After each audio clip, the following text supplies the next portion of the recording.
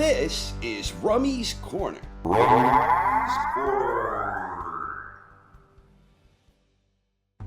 Who were the top 5 heavyweight champions during the 1990s? In the 1990s, there were 11 men who held claim to at least a portion of a major heavyweight championship between January 1st, 1990 and December 31st, 1999. For the purposes of this video, we are specifically comparing heavyweight championship reigns and championship bouts that happened during this particular stretch. And for our purposes here, we are strictly not including the WBO belt, which was not recognized as a major world title during this time frame. Even though the WBO belt will have zero impact on my final ranking here, I will, however, include its history in the chronology, since it eventually did gain recognition as a major title in the following decades. Francesco Damiani began 1990 with the minor WBO strap, and Iron Mike Tyson entered 1990 as the undisputed world heavyweight champion.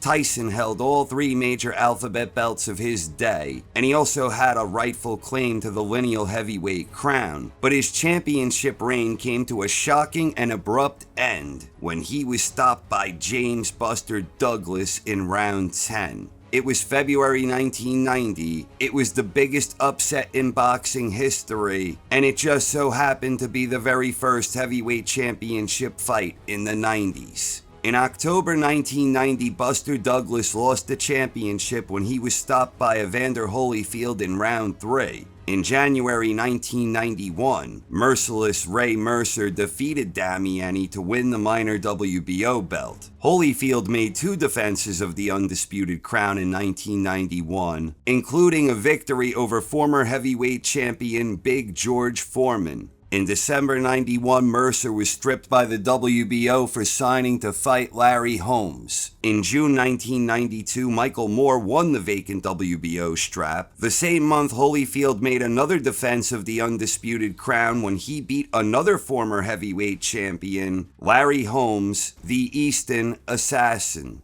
In November 92, Riddick Big Daddy Bowe became the new world heavyweight champion when he won a 12-round unanimous decision against Evander. The following month in December, Bowe vacated the WBC belt, which was immediately awarded to Lennox Lewis. Moore vacated the WBO belt in early 1993, which was later claimed by Tommy Morrison when he defeated former world champion George Foreman. That same year, Lewis and Bowe each made a pair of successful title defenses. Michael Bent beat Morrison in October 93 for the WBO, and then in November, Evander Holyfield defeated Bowe to become the new unified WBA IBF heavyweight champion, where he also earned a valid claim to the lineage. In March 94, Herbie Hyde beat Bent for the WBO strap. In April 94, Holyfield lost the unified championship when he dropped the 12-round majority decision against Michael Moore.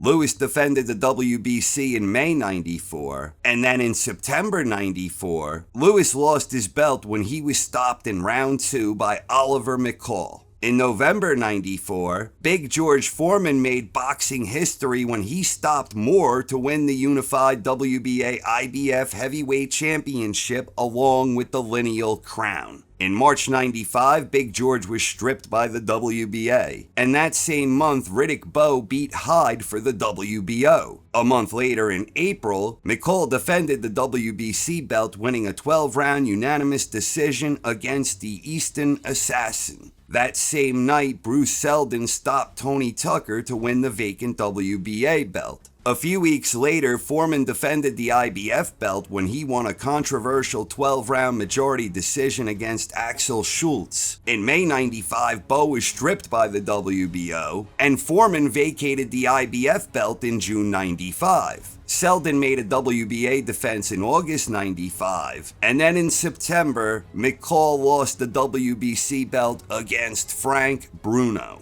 Bruno lost that belt in March 96 when he was stopped by Iron Mike Tyson in round 3. In June 96, Moore won the vacant IBF belt when he defeated Schultz. and Henry Akinwande captured the vacant WBO strap that same month. And then in September, Tyson won the WBA belt against Seldon. In November 96, Foreman won a fight as lineal. Moore defended the IBF belt against Botha. Tyson had vacated the WBC belt in September 96, and in November, he lost his WBA belt against Evander Holyfield.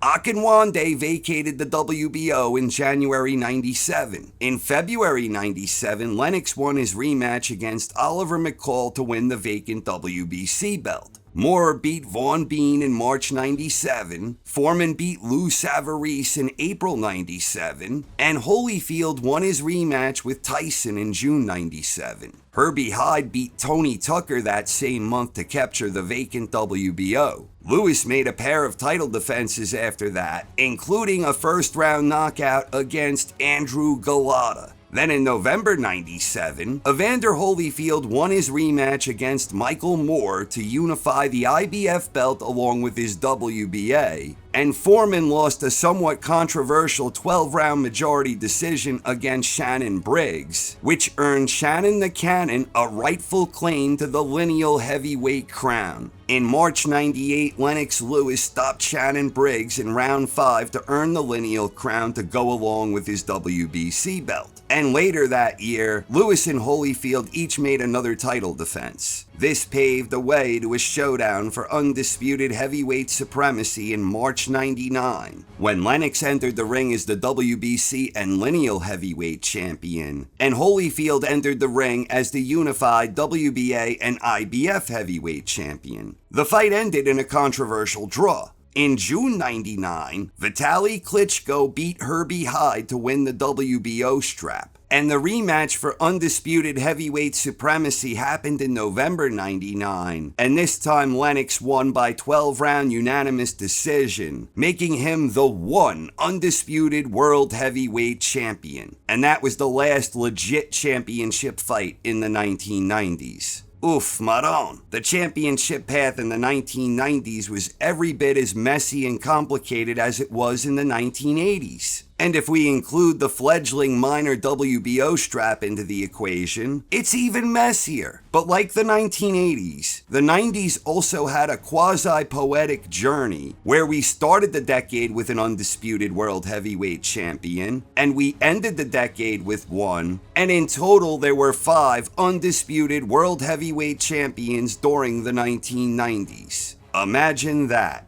This was another tricky one, both in terms of narrowing it down to 5, and also in terms of comparing the top 2. In my eyes, there were 6 boxers who were clearly a part of the discussion, and that means you have to leave one of them off the list. For me, Mike Tyson didn't make the cut, finishing just outside the top 5 at number 6. So at number 5, I have Michael Moore. Moore had twice as many championship wins than Tyson in the decade, and Moore also earned a valid claim to the heavyweight lineage. So for me, that gave Michael Moore the clear edge over Iron Mike. But there is even less separating Moore from our number 4 boxer, and for that, I went with Big George Foreman. In terms of head-to-head, Foreman obviously beat Moore, but that alone wasn't necessarily the lone deciding factor here. Foreman technically had more defenses of the lineage, even when he was without an alphabet belt. I honestly think you could swap these guys around either way and it would make sense. But I think Foreman and Moore are the clear number 4 and number 5, with me giving George the edge here, and both clearly edging out Tyson for me.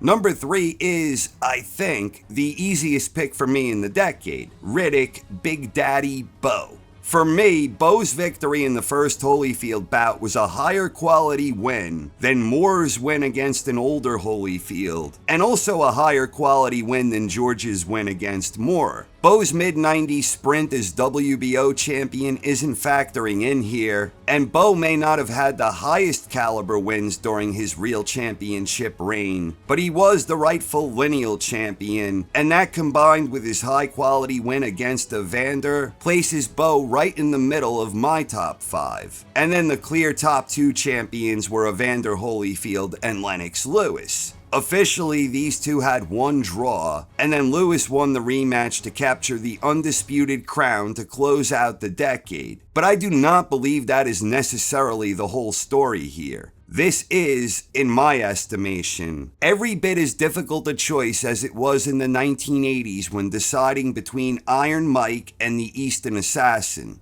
For starters, Holyfield was fighting heavyweight championship bouts for 3 full years before Lennox reached that level. And when you look at the top 5, or even the top 6 based on my personal opinion, Holyfield holds quality victories against all of them. Iron Mike, Big George, Double M, and then also Buster Douglas and Larry Holmes. Those represent some extremely high quality victories. Now, Lennox himself had his fair share of quality wins this decade, beyond the victory against Holyfield. Most would say, unofficially, it was 2 wins against Holyfield, and I'd agree with that. But for this exercise, we are only looking at the official results in championship fights. But Lewis also beat some quality guys in Tony Tucker, Frank Bruno, Andrew Galata, and then of course, Shannon the Cannon Briggs, when Lennox earned a rightful claim to the heavyweight lineage.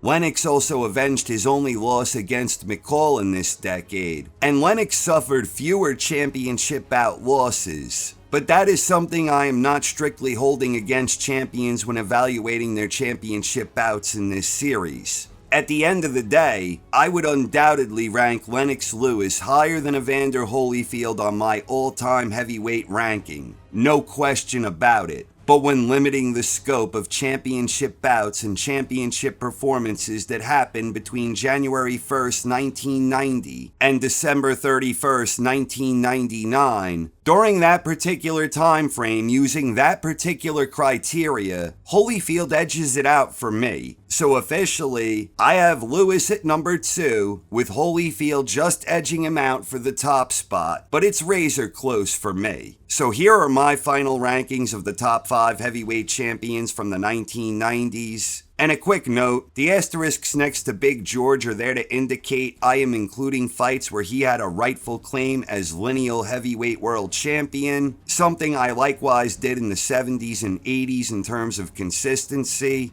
Also worth noting that when you look at Foreman and Bowe, I am not including their championship bouts under the WBO organization because, again, the WBO was not recognized as a major heavyweight world championship during the 1990s. So just 2 decades remaining in the series, and once I eventually finish those, I'm building up to 2 bigger videos based on my conclusions here, but 2 to go before I reach that point. So what do you think of my 90s ranking? Please do share your thoughts in the comments section. Thank you very much for watching, everyone. I hope you enjoyed and have a wonderful night. This is Rummy's Corner.